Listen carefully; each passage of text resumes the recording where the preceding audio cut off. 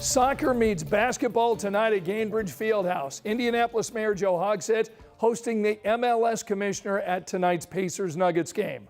Thanks for inviting us in. It's 11 o'clock. Mayor Hogsett has spent nearly a year making his pitch to bring Major League Soccer to our city. Our Logan Gay's in the newsroom for us tonight. So, Logan, seems like the mayor is making the hard sell. Yeah, that's right, Scott. According to Mayor Hogsett's team, he invited Commissioner Garber to the game to show him how special Indianapolis is as a host city for sports and major events, and why he believes Indianapolis is the best choice to be named the next major league city, Soccer Club City. This has been Mayor Hogsett's sentiment since he announced his desire for Indianapolis to be the next home to an MLS team at a press conference in April of last year. Mayor Hogsett said he met with the MLS commissioner in New York City to discuss this possibility. The city hoping to build the stadium in the location of the old downtown heliport. The plan was eventually fast-tracked and gained approval by the city county council. The Indianapolis Airport Authority also approved an agreement allowing the city to purchase a plot of land. The mayor and the commissioner have both been previously quoted trying to keep the door open for all possibilities. This is a process. It takes time, and these are teams that require a whole lot of constituents to come together. We will build a soccer-specific stadium if and only if MLS wants to bring a club to Indianapolis. MLS also sent this statement to the newsroom that reads in part, "We've always welcomed discussions with civic and business leaders committed to growing the sport. The Pacers Sports and Entertainment are also part of these negotiations," telling 13 News tonight. "While these discussions are ongoing, we are committed to working with our elected leaders to explore this opportunity." We plan to follow up with the city tomorrow to find out more information about the commissioner's visit and the ongoing talks over Indianapolis becoming a potential expansion city. I know a lot of soccer fans would love to see an MLS team here in Indianapolis. Logan, thanks. New tonight, a judge now siding with the city of Greenwood in a lawsuit filed by a former police officer.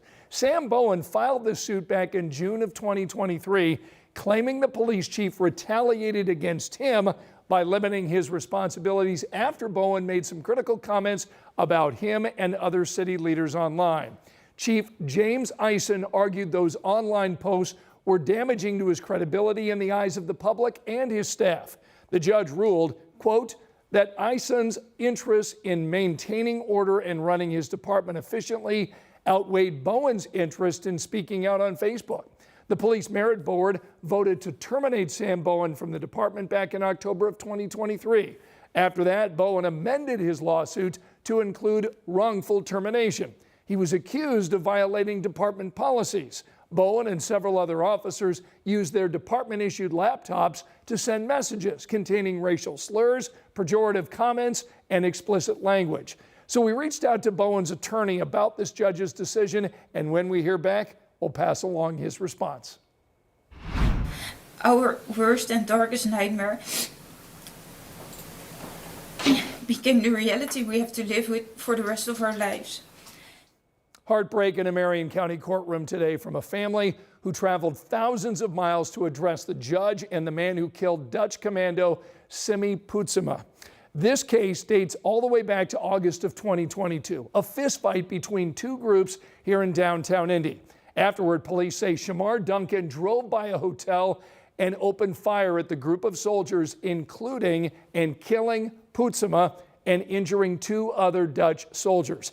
They were here in our state for some training, and now Putsema's loved ones are in town sharing their loss and their grief. Words cannot describe what this loss means to me, his family and friends, and I find it difficult to talk about how much I miss him and prefer to speak of him in the present time, as if he's still here. Duncan also addressed the court apologizing to Putsema's family and friends. The judge sentenced Duncan today to a total of 105 years. Angela? Scott, a mild start to the weekend. Just a couple of showers showing up on live Doppler 13 radar. You can see some of the steadier light rain across the northwestern part of the state. What we're expecting locally, a passing shower overnight or very early tomorrow morning, but it's rain and not snow. We have temperatures right now still in the 40s and 50s, 44 Indianapolis and Shelbyville, still 52 Bloomington and 51 degrees in Bedford. Won't need that heavy coat at the bus stop, but still a jacket, upper 30s and low 40s to start. A mild start to our Tuesday. We'll finish the day with some afternoon sunshine and highs tomorrow 55 to 60. Angela, thanks. A suspected serial killer prowling central Indiana for victims. This is a decades-old case getting renewed attention tonight thanks to a push from investigators in Hamilton County and a new docuseries. It tells the story of Herb Baumeister. Investigators believe he killed dozens of men lured to his Fox Hollow farm in Westfield.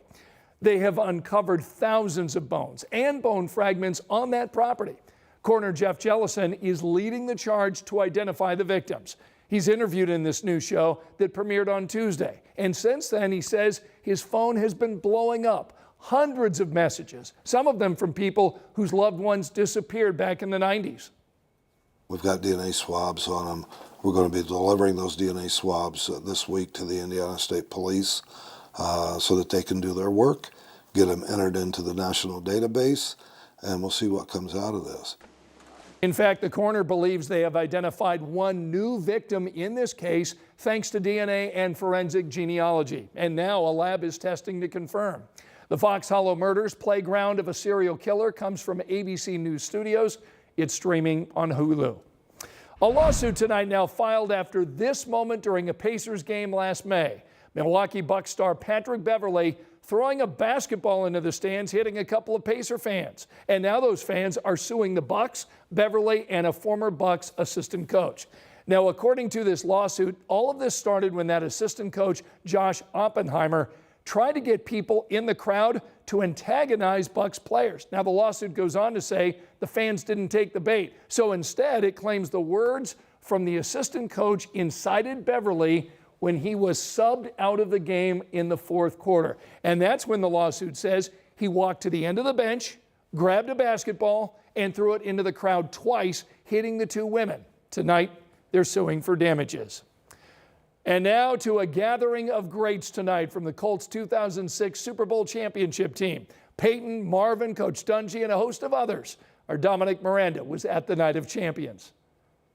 One night spent reminiscing, one season worth remembering, one moment no one, especially here in Indianapolis, will ever forget. We're talking about the Night of Champions here at the Old National Center in downtown Indianapolis, a night of honoring, remembering, reminiscing about the 2006 World Champs, the Super Bowl champs, the Indianapolis Colts.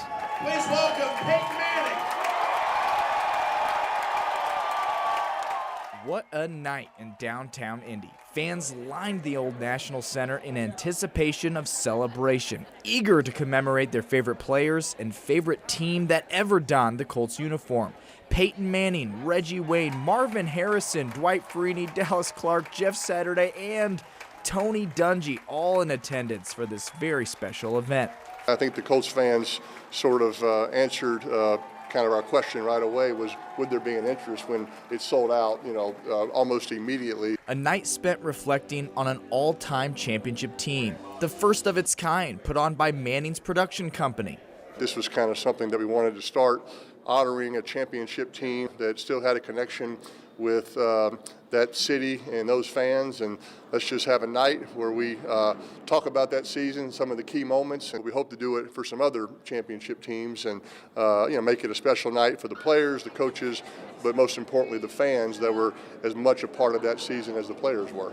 You can bet it still means the world to the sold-out crowd of over 2,000 in downtown Indy for this event. Reflect back onto where it was on Super Bowl night. Me and my friend are talking about the parties we were at. Shed some tears that night. We finally did it. We're getting a championship. It was a special night. There's no doubt it was a special run. It was a special group of guys to play with. We had a great leader in Tony, and great memories here, great friends and relationships, and always, Indianapolis will always be a part of my life. No doubt a team worth rekindling and a season worth reliving. You could feel it. You could feel the energy inside the Old National Center, in the theater inside. how much it meant to the folks to be here and how much it meant to them that all the players were all in one place to remember such a special season, the 2006 Super Bowl champion Indianapolis Colts. Hopefully another Lombardi Trophy will be coming here to Indy sometime in the near future. For now, here in downtown Indianapolis, I'm Dominic Miranda, 13 Sports.